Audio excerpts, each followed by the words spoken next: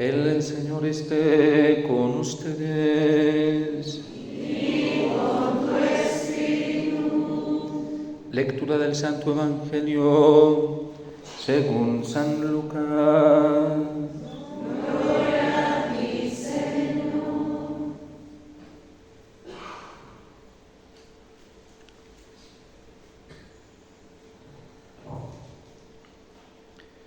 En aquel tiempo dijo Jesús esta parábola a algunos que confiaban en sí mismos por considerarse justos y despreciaban a los demás.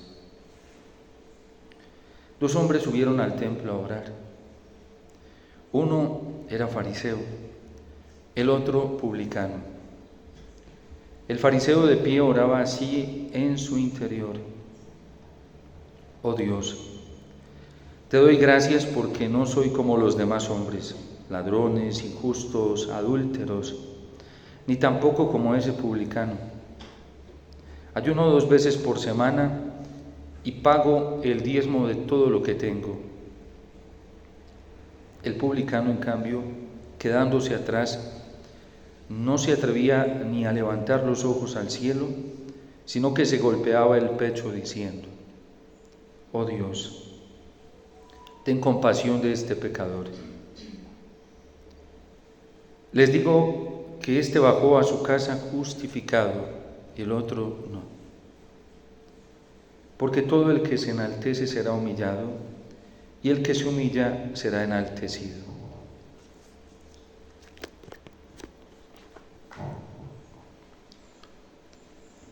Palabra del Señor.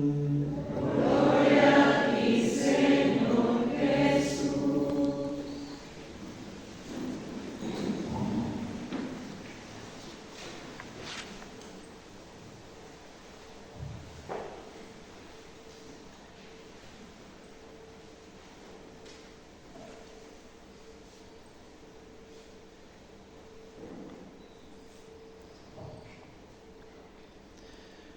Ante la amenaza inminente que el Señor dirige a través del profeta Oseas a Israel por su infidelidad, por su desobediencia, por su alejamiento,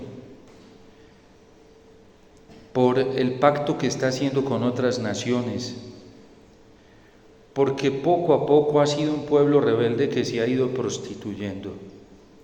De hecho, la vocación del profeta Oseas nace con una figura muy real que el Señor le pide a Oseas, de que siendo él un hombre que busca la fidelidad y la obediencia al Señor, le pide que se case con una prostituta. Eso era inconcebible en la vida del profeta. Y además en un hombre que quería ser fiel al Señor, y lo hace obedeciéndole al Señor. Y va y se casa con una prostituta y al mismo Oseas le toca vivir la experiencia de cómo ella va y se entrega a otros amantes después de que le promete amor y le jura amor al profeta hasta siempre. Pero ella no fue capaz de permanecer fiel y se dejó llevar por su vicio, se dejó llevar por sus malas costumbres, por esos malos hábitos que tenía. Y el Señor quiere enseñarle al profeta que lo mismo ha sido Israel con él. De hecho, este texto es muy bello porque nace dentro de un desahogo que surge del corazón de Dios, que conoce muy bien las intenciones de su pueblo y conoce muy bien la intención de su ciudad. Porque ellos dicen: volvamos al Señor, arrepintámosle. Nos está pidiendo que nos arrepintamos, vamos a hacerlo. Vamos a pedirle que nos perdone, para que nos cure. Vamos a reconocer que hemos fallado, para que Él se vuelva en bendición hacia nosotros y no seguir viviendo las desgracias que estamos viviendo, porque ya habían sido invadidos por otros pueblos y no querían tener la amenaza encima de ellos. Pero el Señor ve que el propósito de su pueblo no es puro. Lo están haciendo por puro interés personal, no porque verdaderamente tengan la contrición de un corazón que se ha dado cuenta que le ha fallado a un amor tan puro, tan limpio, y tan leal como ha sido el amor del Señor. Su propósito de cambio no es auténtico, porque ellos todavía no han tomado conciencia de que se deben totalmente al Señor, porque Él ha sido quien los ha creado y todavía no conciben la vida como un don exclusivo y absoluto del Señor, y que a nadie más le deben su vida, ni siquiera a ellos mismos. El Señor ve en estos corazones todavía mucha perversidad, y por eso no cree en ese falso arrepentimiento, en esa oración disfrazada, como la del fariseo, que se sabe maquillar muy bien externamente, que incluso su proclamación ritual parece la de un hombre que vive en la justicia, en la fidelidad y en la obediencia al Señor, porque no soy como los demás. Pero no se ha dado cuenta el pobre que es un rapaz y que es peor que lo que él mismo está condenando. Y por eso a muchos de los fariseos les incomodó el discurso de Jesús, porque Jesús veía más allá de las apariencias, como se lo enseña Samuel cuando le pide que vaya a ungir a uno de los hijos de Jesé, porque dentro de uno de ellos se encuentra en el elegido. También para probar al profeta y mostrarle al mismo profeta Samuel su fragilidad para mirar cómo mira a Dios. Y es que después de que Samuel cree que es el más corpulento, el especialista en guerra y en política, porque así aparece y así se muestra que es el primer hijo de Jesé, que sale a la exhibición para saber si éste ha sido escogido como rey, le dice el Señor: te equivocas, porque es que ustedes miran las apariencias y yo miro el corazón.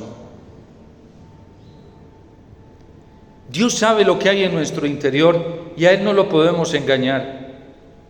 Dios sabe con qué intenciones nos acercamos muchas veces delante de su presencia y a Él no le podemos ocultar eso.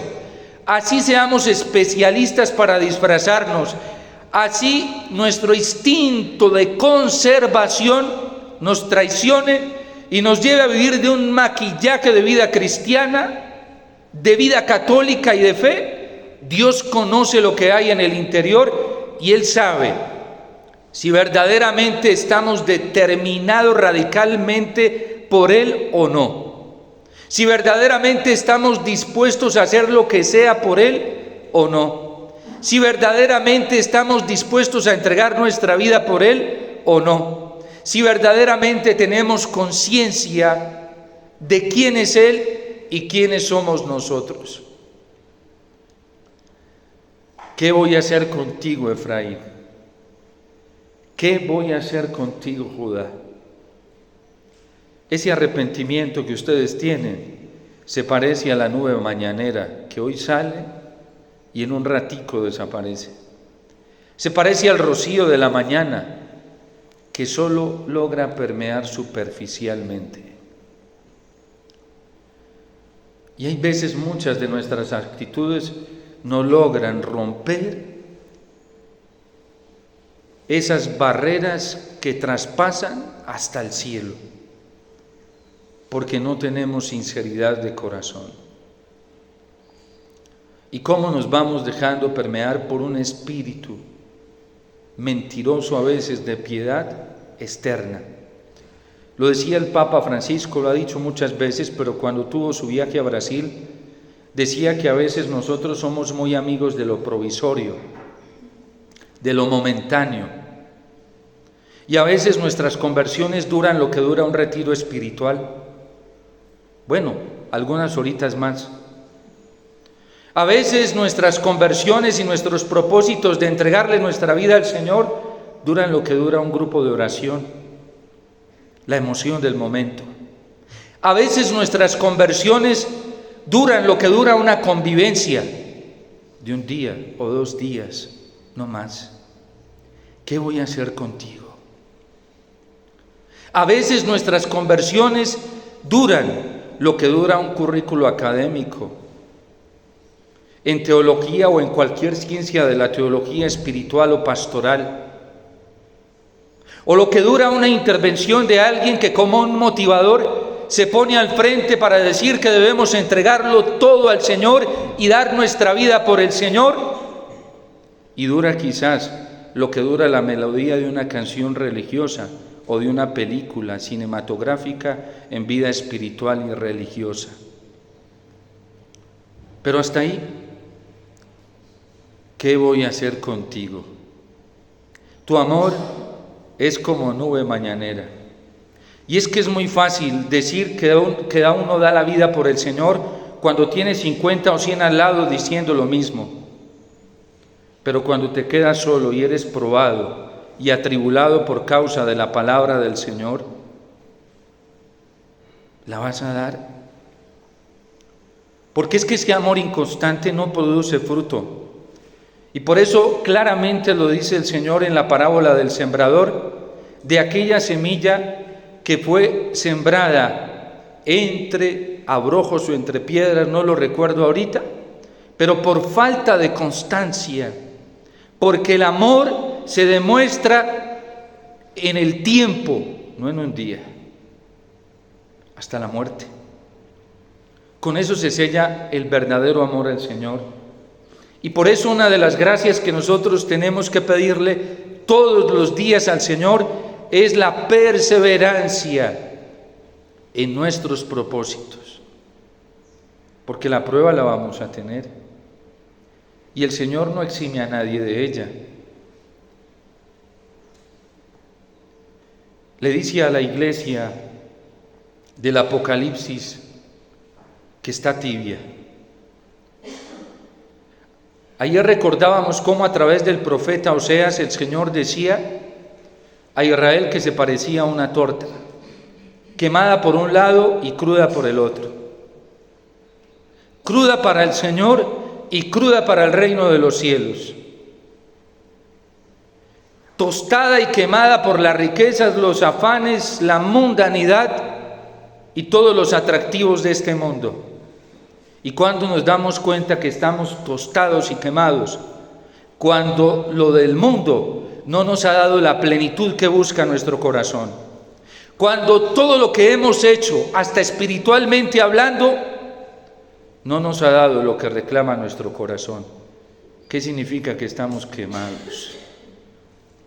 Porque donde he buscado y donde he pedido a pedir amor no lo he encontrado por buscar mal y por no buscar en el Señor. Porque es que Israel le hacía ojitos a Siria, porque se veía muy grande, porque se veía llena de avatares y seguridades y poderes.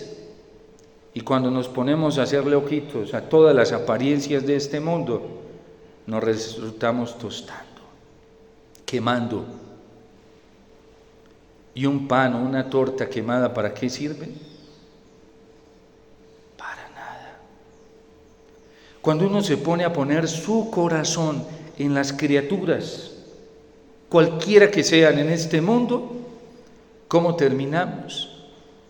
Y nos puede pasar porque es una tentación constante en la vida sacerdotal, en la misma vida religiosa, en la vida matrimonial, en la vida laical secular. Porque es que es muy fácil que una esposa se abandone a la dependencia del afecto que le pueda dar su esposo. Y cuando él no esté, ¿qué? O cuando falle.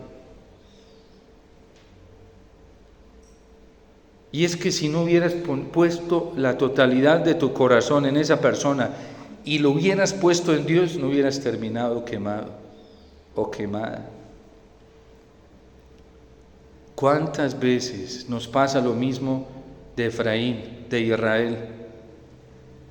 Por buscar donde no debemos buscar. Tostados por un lado, pero crudos para Dios. Y cuando venimos ante el Señor, ¿qué tenemos para presentarle? Nada, porque nos damos cuenta que no hemos sido fieles. Y después podemos caer en la dureza de corazón y hasta en tentar a Dios diciéndole que todo es culpa de Él.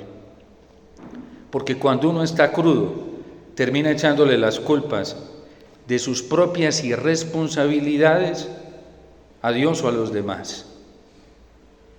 Porque así somos.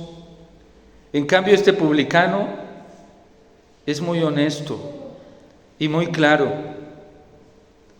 Ten piedad de mí, Señor, porque soy un pecador.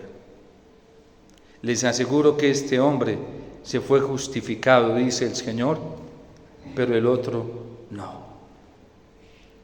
El Señor nos está llamando a una penitencia de verdad. Y la penitencia que brota del corazón es aquella que de manera personal, individual, reconoce que le ha fallado al Señor. La gente dice, pero es que a mí, ¿por qué me va tan mal? ¿Por qué me llegan todas juntas? ¿Por qué todo el mundo se viene sobre mí? Todavía no lo has descubierto. Todas nuestras acciones, todas, desde la más mínima hasta la más grande, todas tienen repercusiones. Eso es como una pelotica de esas de caucho que la tiras al piso y inmediatamente rebota y se devuelve hacia ti. Todo lo que nosotros hacemos en esta vida, todo, absolutamente todo, desde lo pequeño hasta lo grande, lo tiramos y se nos revierte. Por eso la palabra del Señor es muy sabia cuando nos dice que hagan el bien. Porque si tú haces el bien, ¿qué se te viene? El bien. Pero si tú obras mal, ¿qué se te devuelve? Lo mismo que tú tiraste. San Juan Pablo II lo decía de manera muy clara cuando hablaba de la libertad como amor y responsabilidad. Y por eso la Iglesia, acogiendo la tradición bíblica, nos hace responsables en primer lugar a cada uno de nosotros de nuestros actos, porque somos seres libres. A nosotros nadie nos obliga ni a pecar ni a hacer el bien, solamente nos proponen, tanto el demonio como Dios. Porque el demonio no tiene ninguna otra autoridad más que proponer, es la única que conserva. Y Dios, que es grande, infinito en amor y una confianza extrema con nosotros, nos dio la libertad y se colocó al frente para proponernos, pero no para obligarnos, porque no nos obliga. Pongo ante ti dos caminos, iniciaba diciéndonos la Iglesia en esta Cuaresma a través de la palabra del Señor, el camino del bien y el camino del mal. Tú escoges por cuál te quieres ir. Si escoges el camino del bien, vivirás, pero si escoges el camino del mal, morirás. ¿Ustedes creen que lo que vive el mundo hoy, que de hecho es una justificación de la rebelión contra Dios de muchos que se dicen ateos? ¿Ustedes creen que todo el mal que hay en el mundo en pobreza material, en pobreza educativa, cultural, en guerra, viene de Dios? Y si Dios no ha evitado todo ese mal, no lo ha destruido, ¿por qué será? Por la libertad humana. Porque mientras nosotros sigamos pecando, el mal seguirá creciendo. Pues entonces que Dios venga y arregle esto de una vez. Pues si Dios viniera a arreglar esto de una vez, quién sabe si clasificaríamos. Porque cuando uno se pone a mirar la vida de los santos, lo que ellos han sido, qué lejos estamos. Ahí sí es mejor decirle, Señor, dame otra oportunidad. Todavía no. Yo necesito tiempo, Señor. De hecho, fue la visión que tuvieron los pastorcitos en Fátima, en ese secreto, en la segunda parte de la visión, creo, cuando ven al ángel con una espada de fuego, donde le salían llamaradas hacia la tierra, y mientras salían las llamaradas, el ángel repetía diciendo: penitencia, penitencia, conversión, que significa penitencia, conversión. Y entonces esas llamaradas no alcanzan a tocar la tierra porque se detienen ante un resplandor que hay entre la tierra y la espada de fuego del ángel. Y cuando los pastorcitos se detienen a mirar de dónde brota ese resplandor, ven a Nuestra Señora, la Virgen María, pidiéndole tiempo a Dios. Más tiempo. Mientras yo les digo que se conviertan. Dame un poco de tiempo para decirles que cambien rápidamente, que el tiempo es inminente, pero que todavía hay una oportunidad, la oportunidad de volver a Dios, de no ofenderlo más, porque ya está siendo muy ofendido. Por eso San Juan Pablo II llamaba a la Virgen la omnipotencia suplicante, porque ella no cesa de interceder por nosotros, sus hijos, a ver si cambiamos. Pero a nosotros en la iglesia se nos está olvidando que la solución para todo está en la conversión. Y ya, es muy sencillo. Hacerlo del publicano: oh Dios, ten piedad de mí, que soy un pecador. Porque justificándonos, lo único que hacemos es enfermarnos más. Y enfermar más a la gente. Cuando uno se pierde el tiempo, además pierde tiempo, pierde fuerzas físicas y psíquicas negando una verdad. La verdad de que hemos fallado al Señor, y quien se pone a pelear con la verdad termina vencido por ella. Entonces termina mal psíquicamente y también por ahí derecho, porque eso se somatiza físicamente también. Cuando el remedio es muy sencillo: acercarnos al Señor y pedirle que tenga misericordia de nosotros. Este hombre, les aseguro, dice el Señor, se fue justificado. ¿Qué significa? Que este publicano se devolvió con una paz tan grande en su corazón. Que este publicano se fue con una alegría tan grande en su corazón. Que este publicano se fue con un deseo de amar a Dios y de serle fiel tan grande en su corazón. Que este publicano se fue pleno porque el Señor lo justificó. Cuando uno se siente justificado por Dios, eso se experimenta. San Pablo dice una cosa muy hermosa en el capítulo 5 de Romanos: en Él hemos obtenido la paz porque fuimos justificados por Dios, en Cristo Jesús. Y lo único que nos pide el Señor es volvernos a Él y pedirle misericordia. No hay método de sanación más efectivo que ese. No hay método de curación más efectivo que ese. Este del publicano. Y por eso David en el Salmo se atreve a decirle al Señor: Señor, crea en mí un corazón puro. Renuévame por dentro con espíritu firme. Eso es lo que quiere el Señor, una contrición perfecta que nace del amor. Amor quiero, no sacrificios. Pidámosle al Señor que nosotros en este tiempo tan especial, tan grande, tan providencial, que Dios nos está ofreciendo como la Cuaresma, no lo desperdiciemos y aprovechemos este momento que el Señor nos está dando para volver a Él de todo corazón, y así experimentaremos el gozo y la alegría que el salmista está pidiendo hoy. Que la Virgen nos ayude en este camino cuaresmal para que podamos llegar a experimentar el gozo que nos tiene prometido el Señor en la Pascua, el Sábado Santo, en la Vigilia Pascual, cuando el Señor se levantará del sepulcro. ¿De cuál sepulcro?